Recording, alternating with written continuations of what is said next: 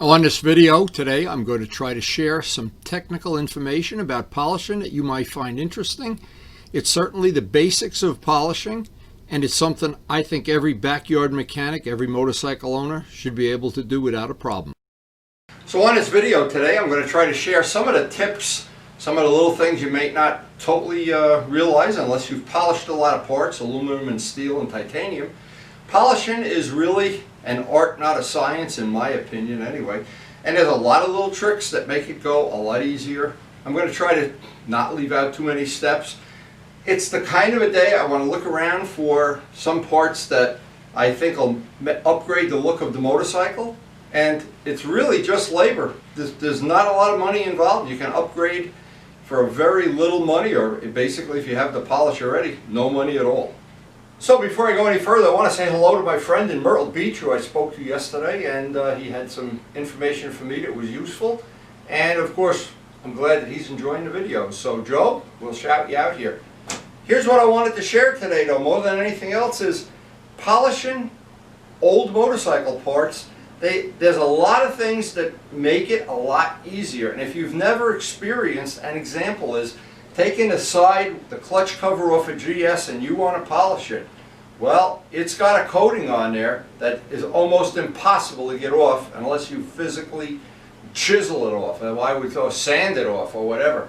It does not come off with chemicals. And that's a common thing to Japanese motorcycles. I don't know about BMWs and Ducatis and whatever. But when you look at a part you'd like to polish, the first thing you have to decide is does this part have a coating on it? Because if you're going to try to polish the coating, you've got it's a long walk and you're not wearing shoes. Now on my channel, one of the most viewed, and I don't know how many thousand gazillion hits it has, but polishing this engine. But you can see it's kind of getting dull. It's been about a year since I spent a good amount of time just refurbishing it. Because here's number one. Once something is polished to a high gloss, repolishing it is a piece of cake. Now on the channel we've had many polishing paint, polishing carbon fiber resin. All of these are parts that I've custom made, custom polished, and the thing is I've tried to share that information in a very useful way, a way that makes sense and isn't so intensive that you wouldn't benefit from it. There's a lot of good information out on my channel. All of the bikes here, all the restorations are done in total over hundreds and hundreds of videos. We have over 2,000 videos of motorcycling and over 1,000 modeling videos. So if you took the total aggregate count, we'd be up over 3,000 as of today. Now this is what I say is a small aluminum part commercially available. When you buy it, it's got a coat of anodizing on it. So to polish it, the first thing you have to do is get that anodizing off. Now I purposely use this part. You can see here it kind of looks less shiny than it does up here. This was polished about a year ago, and we'll refresh that when it comes to working on this motorcycle next time. But once it's got a polish on it, and once you get the anodizing off, and I purposely wanted this side to be dull and this to be shiny, I thought that would be a nice look. Well, but it's all in the eye of the beholder anyway. Not one part of this is something that's in the Bible and you have to do it. You do what you like. It's your motorcycle and it's all in the eye of the beholder. Anybody that has an old FZR knows you go to polish the triple tree and it has got a coating of some kind of impossible to remove epoxy or something on there. And it was a bear to polish that. I just always be aware, you can't polish that coating. The coating is on there because the factory thinks it's less expensive for them to do it that way than to do what we're going to do, is polish the parts. Now polishing these parts, as I've said, once they're polished once, now this hasn't been polished probably in over a year, it's got fingerprints on it and everything, but to repolish this, super, a 5-minute thing. The levers on this bike were polished, well, to refresh them, I call it a refreshing. To refresh a polished aluminum surface, very easy, very quick, don't need a buffing wheel, just do it all by hand with McGuire's polish or with Mother's polish. Now some of the parts I made for this restoration, this is soft aluminum. This is the stuff you buy in Lowe's or Home Depot. This will polish up very easily, but it also, of course it's soft, it scratches easily. So this might need more of a refreshing, say, than this part, which is a casting. A casting is harder to polish because you've got to get it flat first and get the imperfections out of it, and that's one of the things we're going to show on the video. But once it's done, once that's up to polish, now I always keep saying, to refresh it, 5-minute job. And anybody that's got an RD knows you want to polish the sides of those engine fins, and I've done this all on video. You want to polish the side covers, any of those parts. It turns out to be a labor of love, but we have that little fake Dremel tool we got from Harbor Freight. So the thing you have to decide, and for me it's an easy decision, for some people not so easy. Modern young people seem to prefer everything flat black. They like to take a beautiful bike and dunk it in flat black, and they think, well, that's maybe what's in style. I don't know, because I'm out of style. But I know from my childhood, I always lusted for things that were shiny, paint that was shiny, a windshield that was shiny, and all the parts I could conveniently and easily take off the bike, like the levers here, like these little caps. It adds a nice dimension to a motorcycle, and again, zero money and just a little bit of work. This is one of the polishes that works on pretty much any metal surface. It works great. It's available in AutoZone, and it's not expensive. So one of the tips I wanted to put on the video, it's been getting cold out here, and it's pretty much going to be time, as soon as it goes below freezing, it's going to be time to bring the polishes inside. But I wanted to show how quick, we had a couple of cold days, and this is what happens to the polish. So the first thing to do is take a little, end of a tool, a screwdriver, and stir that up. You don't want to polish, because what happens here, this polish is missing the oil, the carrier. So this has got the grit in it, and this doesn't. And you don't get as good of a polish, or that it polishes as easily, unless this is homogenized, and that is really a good tip. That's something a lot of people don't really realize. And if you're polishing by machine, it's super important to get that polish, no matter what brand you use, homogenized. Like I said, I just take a little screwdriver just to show. If you happen to leave it out in a cold garage, this is a good thing to do. And any of the other polishes you use that have an abrasive, shake them up, because what will happen as this comes to, the oil comes out of it, and that's what separates in cold weather. Then the part of the polish that's grit, you wind up having way too much grit, and it just makes polishing a lot harder. So today's little project that I wanted to do, and I'll do it in real time, these are the levers that come stock on an MT-09. We're going to try to make these very nice and clean and shiny looking. It's a real simple job, but one that if you see it in real time, you might want to do it, and if you don't, it's not a problem. We made these parts on one of our previous videos. They were the surprise of the century. I think they look better than the ones, all of the aftermarket stuff I've seen. And we really didn't have to polish the carbon fiber fender, and this bike has a hugger on it, but you can see the trend I'm going in. One part at a time, little by little. I'm taking a stock bike and doing little, tiny, one-day little upgrades. And in the end, I want to have it that it suits what I think is an attractive bike. Now, again, it's all in the eye of the beholder, because I know some people would love to see the bike all flat black. I polished the rims on this. I like shiny rims. Now I noticed, and I did the exhaust system too. Now the reason is I'm old school. In fact, I'm just old. So if you look down there, and that's on a previous video, the muffler's on a previous video, and I may even polish that little end cap someday if I get a day that I'm bored. But I think the combination of some really nice shiny parts and some flat dull, we're not going to try to do any of this, although you can buy a cover for that's carbon fiber. And there's certain parts, I'm not going to spend my life worrying about it, but I do like the polished rims, and I always like the look of polished carbon fiber. Now the reason I'm going on and on about this is because everybody's got a motorcycle, and or they wouldn't really probably be watching this channel. There's always a bunch of little bits and pieces that once you polish them up, they look so much better. And I just love, just a perfect example is, I looked at this part, it was dull, it was flat aluminum, and I took it off one day. I had time to spare. I polished it in a matter of maybe an hour. I'm sure it's on one of the older videos during this restoration.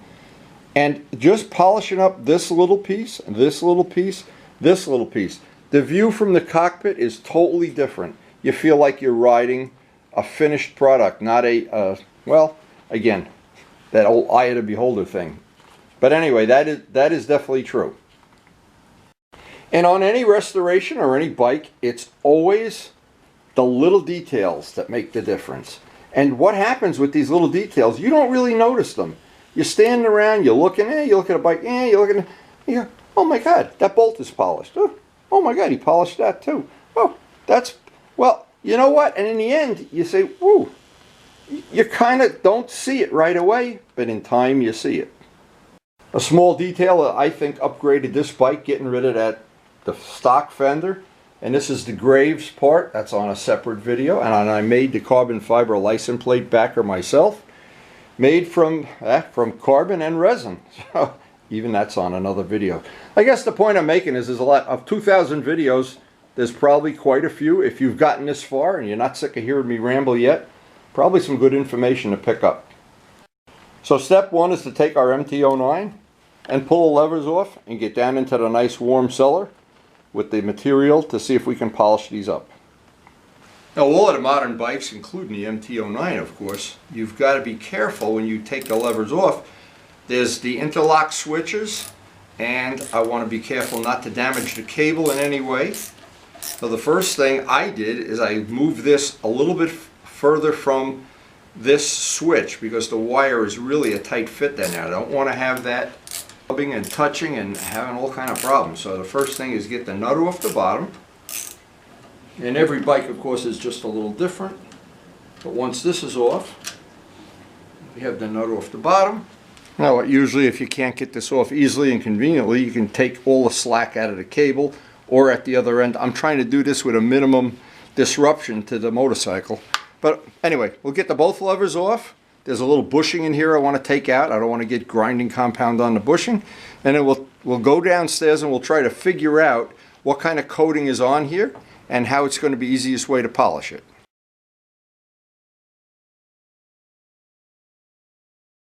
You have to remember, unlike older motorcycles, modern bikes have interlock switches on the clutch, the brake. There's all kinds of little things. You've got to take these off very delicately. The old days when the only thing you had on a lever was a bolt on the bottom, gone. Absolutely gone.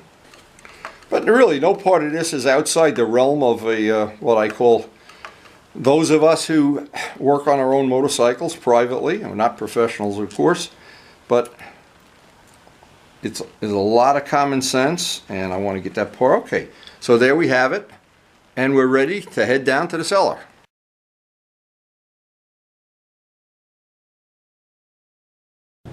So the first test on this is to see what kind of coating, if any, is on these. And a lot of Japanese aluminum, like I said, they have a coating that doesn't come off with acetone or paint remover, and so you've got to physically remove it with either buffing or sanding. So while I'm polishing parts, the bride is making me Christmas muffins. No, they're not Christmas muffins. What, are they just regular muffins? They're banana muffins. Banana muffins! I should have known. I'm a banana. So before you polish any part, it's a good thing to get an old microfiber, get a little bit of polish, and if you didn't have any polish, toothpaste will work fine too. And pick apart and just give it about 30 seconds. Let's see if there's any coating on this, and there'll be an instant way you can tell. It's very quick to tell. Okay, so you see this turns black. When it turns black, it means you're removing aluminum.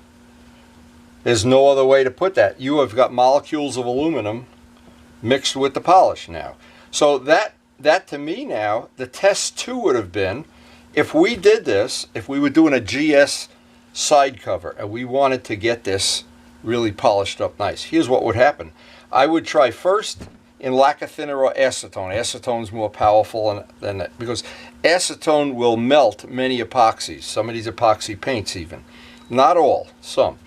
Then the next test, if that doesn't work, make a little tin tray, fill it with paint remover, Jasco, soak it in for 10 minutes. If that doesn't do it, now John Cafaro told me something many, many years ago, that when he was involved with Chevrolet, that they had a proprietary paint that nothing took it off. It was really durable. Maybe they used it for parts around the engine or something, but I was trying at one point in time to figure out if I could find it to buy it. If it's proprietary, they're not going to sell it to you probably.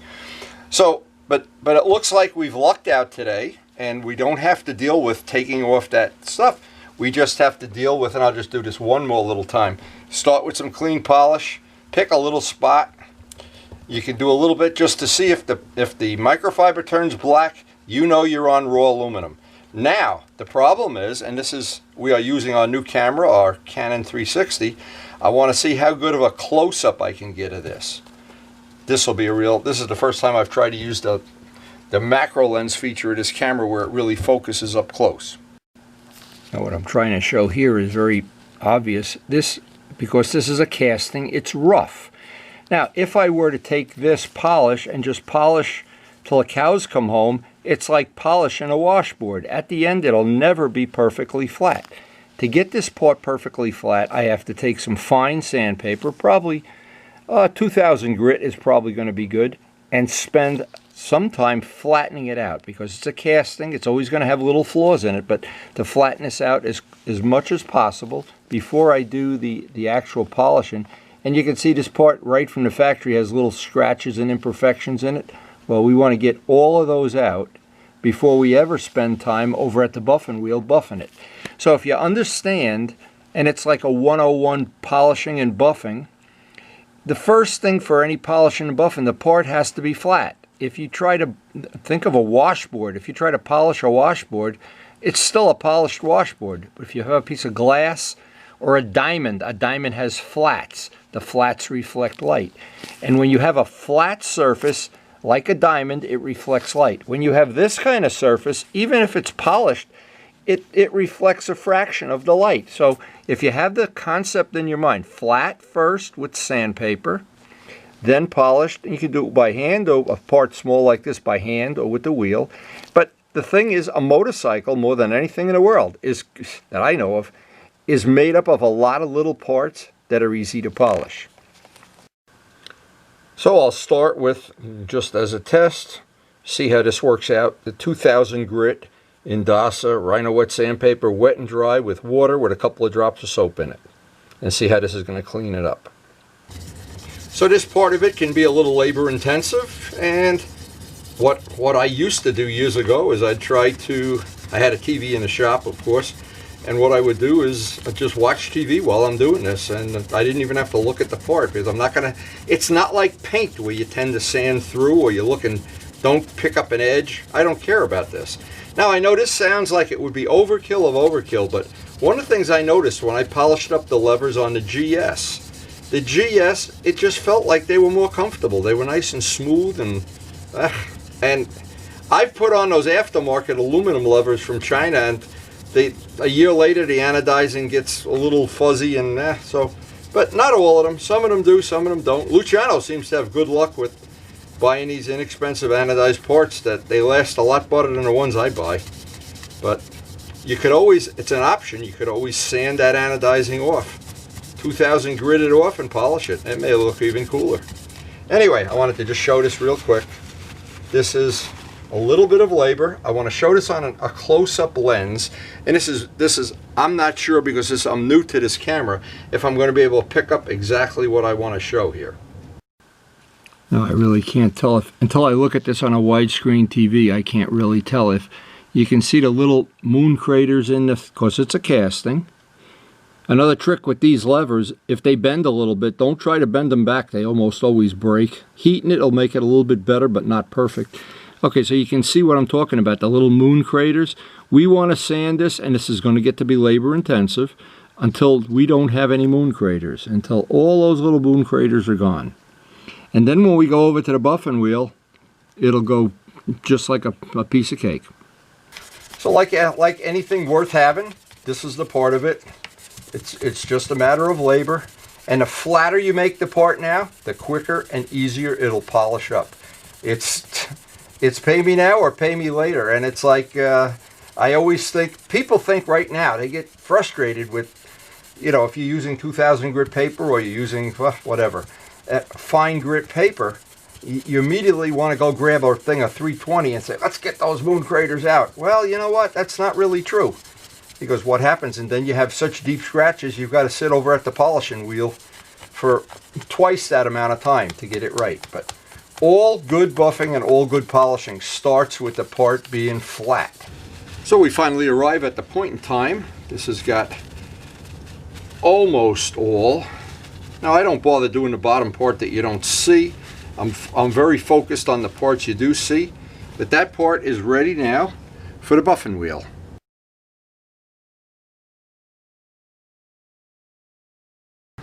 So before we head over to the wheel, ordinary candle wax the wheel. I always have a microfiber, I always have a spare candle.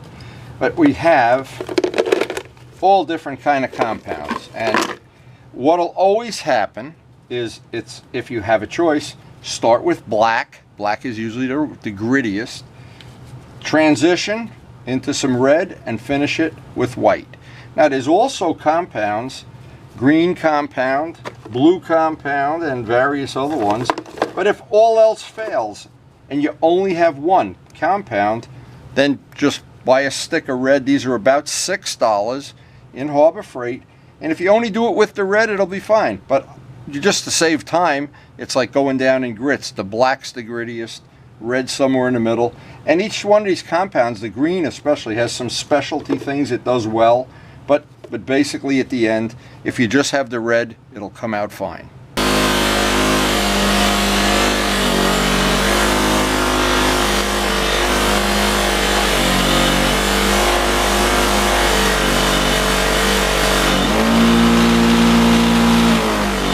So what I wanted to show is in real time without a camera cut, because we've done all the sanding. And basically, let's see, and that's in real time, no camera cuts, no fake stuff. It comes up pretty quickly.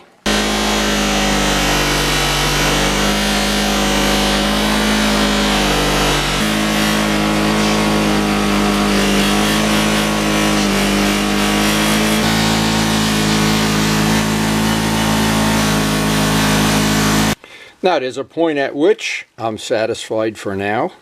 This is the first step in getting this exactly how I want it. Every little detail I do to this MT-09, I'm always happy that I've spent the time well. Now, this is the basic polishing on the buffing wheel. The final step on this is we're going to do a final polishing by hand with flits. Then we're going to have to take and with a Q-tip get rid of all the compound and grease that's in these little areas with some alcohol. Get them perfectly clean and put fresh wheel bearing grease in there. But I think that really came out nice.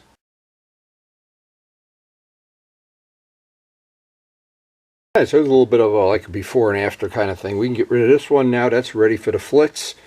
Now in this piece, it's a little bit different. I'm going to have to be real careful up here that I don't, I'm going to back mask this off. When I'm wet sanding it, I'm going to have to be super, super careful not to get this. I don't want this chrome piece. See, polished aluminum and chrome have a very different look if you put them side by side. And I personally, again, eye of the beholder, I like the look of aluminum that's polished and maintained a lot more than chrome.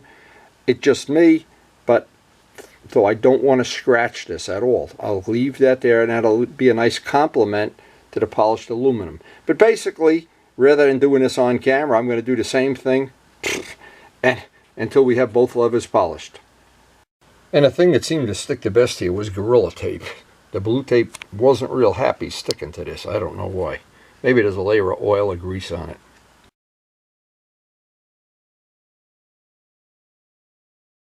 And the only difference with this part, I've got to be real careful around that knob as I'm doing the sanding. It won't matter with the buffing, but with here around the sanding, it's just going to take a little extra time to do this part. But we'll get them both done. And this will be a very nice little addition, I think, to the motorcycle. At basically no money and a couple hours of work. And I know everybody that'll think, oh, nobody will see that. But believe me, people will see it. And that's the whole reason for doing it, is I want to make the bike as unique and different and polished, and I want to make it my own, not just something that's off the dealer floor or something that's a rental or something. And everybody I know with motorcycles, that's what they want to do. You want to customize it. You want to put your own little stamp of approval on everything. And this is one way to do it. Polish up some of the little parts that you can take off and bring down in the cellar and run them up on your buffing wheel. And it's a good little way to enjoy motorcycling, especially when you have to go through a long winter like we have here.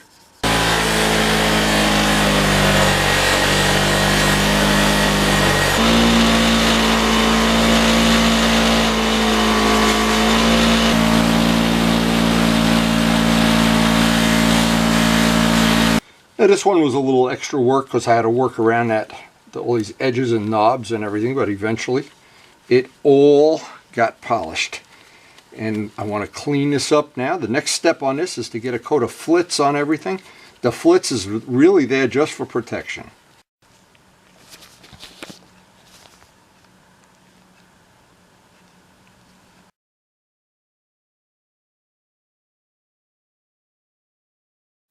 Now after I polish anything, paint, aluminum, steel, anything, I like to put a coat of flitz on it. You can wax your car with this. This is just there to give it protection. It's 6,000 grit, so in essence it does polish it a little bit more, but it's really there for the protection. Good stuff, flitz. Now if you look out on YouTube at any of the flitz videos, they do use this for a lot of stuff in marine applications and things that I don't really have any use for, but boy, I know it protects. When you spend the time polishing something and you spend all this energy, I guess, and then you want it, this supposedly gives it 6 months. I don't know if it does, but I know for sure I've done a spot on my car with the buffer with this just to see, and it was 6 months later when it rained, you could see that spot, that it was a lot, well, and not waxed. Not that look of wax, but it was more polished. So I don't know if it protects from oxidation. I don't need to know. I know it works. And that's all that matters to me. But now it is important to get all the grease out of here. And I'm going to clean these with brake parts cleaner in between here. And then put on all fresh, brand new wheel bearing grease when I assemble this. We're actually getting pretty close to being ready to assemble this now. But this is good stuff. And if you've spent the time and energy, you want it to just last. That's, at least I do anyway.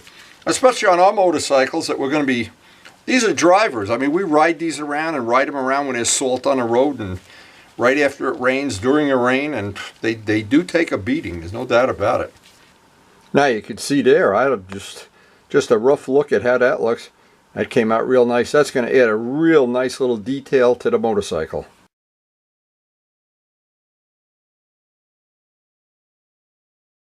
Okay, we're ready to get out to the garage and install these on the motorcycle. And by the way, I use this advantage to my advantage today to bring in, we're getting ready for cold things, all my chemicals, all my waxes and polishes and everything. I want them in the cellar now, not out in the garage as we get into the heavy winter. Another really useful tip, now I have hundreds of microfibers, of course. Once I use a microfiber, and even part of it, I try not to keep using it because I don't want to spread that grit around. And when this box fills up, that's exactly one load of microfibers for the washing machine. And I suggest that people always wash microfibers separately. You could use simple green even to wash them, but they will be usable as long as you maintain them. If you let them get all full of grit and wax and polish, they're useless. Now the last little part of this little adventure here, I'm going to take these back down the buffing wheel, buff the heads of the bolt, and just the final little cherry on the sundae. And that really is the final little touch. Now I want to get out some clean wheel bearing grease. Now I wanted to share one other tip that really is, I didn't think this was possible, but it is. I had this bike when I did the original restoration, and I thought I did every possible thing to make it smooth. And the brakes would always be like this. They'd be notchy. And I always thought, oh, maybe I need pads, maybe I need rotors. And when I had this apart to polish it, I noticed inside here, it was all chewed up like it had maybe not been properly machined at the factory. Maybe, I don't know, if somebody chewed it up. Maybe I chewed it up. But what happened is I polished that end of it, and I put just one dab of wheel bearing grease on there, And those brakes on this bike are to die for. They are smooth, linear, and that little thing, it's one little thing like that, can change your whole bike. Now, this is just universal grease, and I just think it's always the little details in life. Everything that's a little detail here. And when you're all done with it, it's so much better than when you don't do anything. And it doesn't take much to make something really nice, or not nice at all. Now I wanted to grease this. And these are just little details that, from doing old rusty stuff, and you say, oh God, how can I make that work? You polish it, you clean it, you put a little grease on it, and all of a sudden it's like a brand new bike. And one thing about the MT-09 that I love, the clutch is so light feeling. That is just one of the nicest clutches in motorcycling. And also on this adjustable lever, there's a little cup that mounts into a rod that, of course, actuates the master cylinder. I will even put a drop of grease on that. What I did, I backed this off as far as I could. That allows this to come out. Get a little bit of wheel bearing grease on that.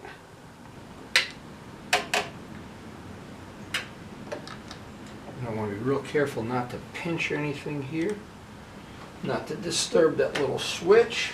And once you have the nut tightened up on that and you have this all back to where it was, the last thing is to get these adjusted for the amount of play. And in my case, I counted the amount of turns out, but it doesn't matter, I've readjusted it. But having it, we need to have some play in there, of course.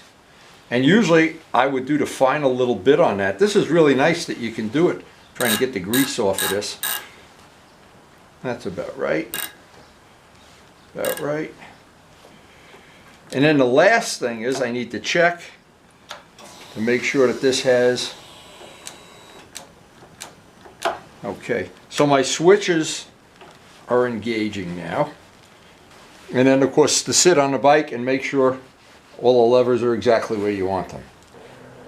Now this bolt has to get screwed down. It goes into threads. All right, and once that's in, there's a lock nut, of course. And I'll check that all my interlock switches, the brake light switch, everything's back to where it should be. And we'll be good to go. Now the good news about the job is everything is pretty straightforward, easy to check that you don't have a problem. And again, I think it's a nice upgrade to the bike. Now just to double check that we haven't disturbed any of the wires. And I know this might be overkill to some people. I want to make sure the brake lights are working. Yep, that's working. Brake lights working, okay. And we don't have the ignition interlock screwed around with, so that's okay.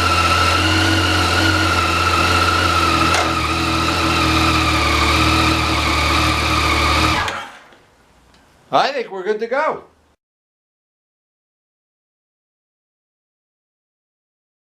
So of course I never want to end one of my videos without thanking the healthcare workers. Guys, I can't ever pay you guys back. My whole family has been safe so far. We do everything we can to wear masks and do all this, stay home, and hey, stay home and work on motorcycles, you know. And I ride alone, and most of the time anyway. And when I'm with other people, I try to wear a mask, so let's hope it all works out. Anyway, I really hope you did enjoy the video. This is a nice little project for anybody that wants to polish some parts on a rainy day or a cold day, or just polish them, just to do it, that's all. I think most of the bikes here, I'm just looking around, I think most of them have polished levers, and those ones that have anodized levers, I'm never so sure about. I love the look of polished aluminum. There's a look to aluminum. You can put it right next to a piece of chrome. The aluminum has a glow to it. The chrome looks like tinfoil. I don't know how to explain it. I like it. It's all in the eye of the beholder. And that's all of motorcycling. All of life is in the eye of the beholder, that's for sure. But anyway, we are ready now to just go take a ride on a bike when we get the next break in our personal life. I really hope you've enjoyed the video. I like to try to share the information that I can. Needless to say, I don't know everything about everything, but there's some things I know a little bit about, and so those are the things I try to share: the paintwork, the polishing, Things I don't know about. Can I put a crankshaft in a Chrysler Hemi? Not so much. But this is stuff I know, and I'm happy to share it with you. So again, hope you have enjoyed the video, and thanks so much for watching. So tonight we're having taco pie. Oh my God. The taco pie really was delicious. And here's the deal. After supper, I went out to the garage, took a look at the little parts that I had polished today, the parts that I had polished in the past, and I just thought to myself, I'm looking around at my little modest collection here after dark, just wondering what's the next part I can polish. It is enjoyable to me to get these little upgrades done. Again, the nice thing is they're easy to do, and they're not a lot. They're almost no money, and we got to polish that GS engine next. That's a full day job. And on my restorations, I can always sprinkle in a few polished parts, a few parts like the wheels on the MT-09 that are polished. And in the end, I've got a one-of-a-kind motorcycle. I've got one that you just don't see everywhere. And when I go to bed at night, the last thing I take a look at the collection, and I think to myself, hey, I'm pretty lucky. You know, this was a good hobby for me. It kept me out of the bars. It kept me out of, out of Rikers Island maybe too. And it's something I enjoy. It keeps me busy. It gives me exercise. I've had a wonderful collection of friends and collection of people that enjoy sharing this on YouTube. And by the way, Joe, I hope we've added you to the list here. And just couldn't be happier with the way everything is playing out here. And winter is coming right now. We got to prepare for some more projects coming up. They'll all be on our video. I hope you'll join us. And thank you guys again so much for watching.